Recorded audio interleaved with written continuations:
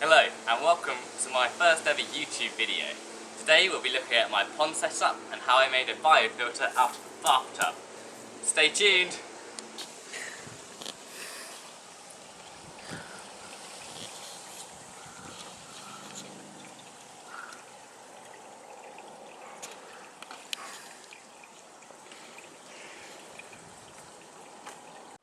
What started out as a relatively simple project quickly became complex. Now, I'm quite a fan of the environment, and when a freely available bathtub became available, I was struck with an idea and a whole load of ambition. So, how the system works. There's a pump in the bottom of the pond that goes up this tube around here and then down the side of the house, all the way along here, parallel to the stream. So I just realised that I forgot to mention that the water comes from the pond and into this, which has a UV filter in to get rid of the greenness, which then goes in underground. Then, when we get to the bathtub, it goes up through the bottom, through the plug hole, and goes through all the stone and gravel, increasing the surface area for the bacteria to grow on. And then overflows out through the overflow holes and down these pipes on the side.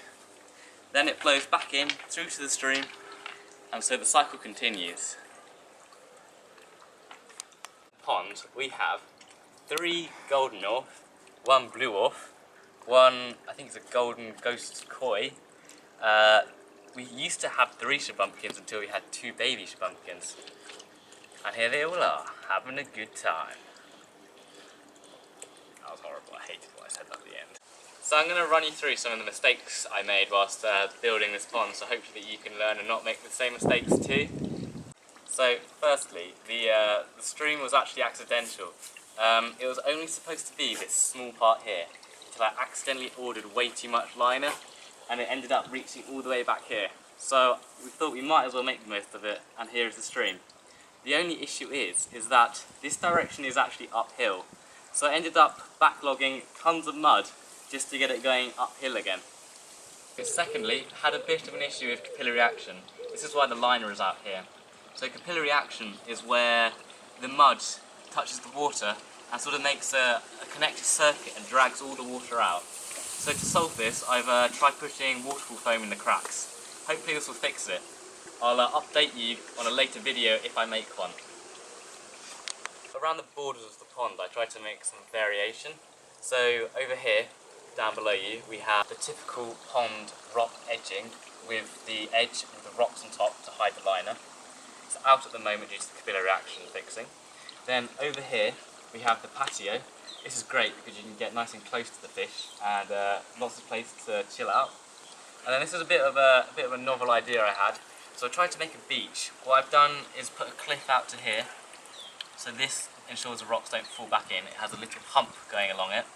And then the rocks and the water can slowly lapse up a bit.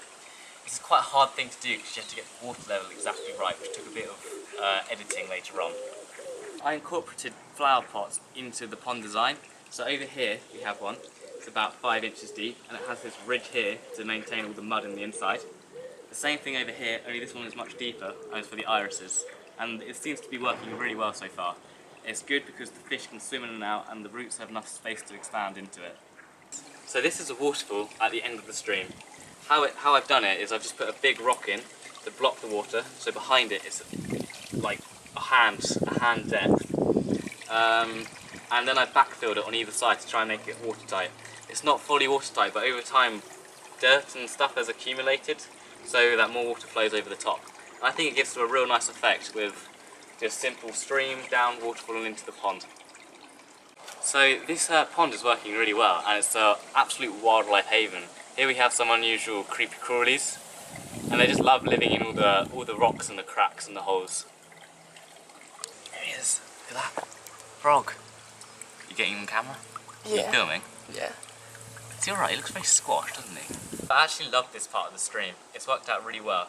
It's about the length of my fingers. And what happens here is that wood pigeons and other birds, they come, they land in it, and they wash themselves in it.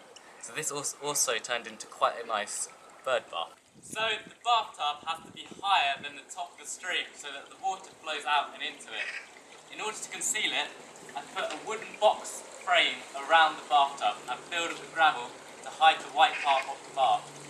I've also started constructing a stone wall and have surrounded it with various different plant life.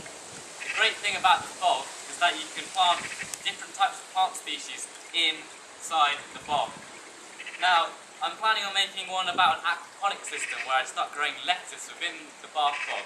And if you'd like to see that or any other tortoise or animal videos, please like the video, comment and finally subscribe. I hope you enjoyed this wonderful tour. Have the hand gesturing at the end. I haven't finished yet.